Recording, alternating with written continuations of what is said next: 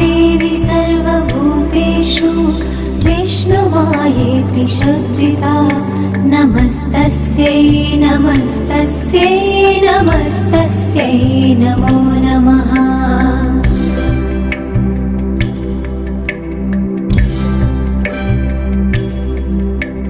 या देवी सर्वभूतेषु चेतनेत्यभिधीयते नमस्तस्यै नमस्तस्यै नमस्तस्यै नमो नमः।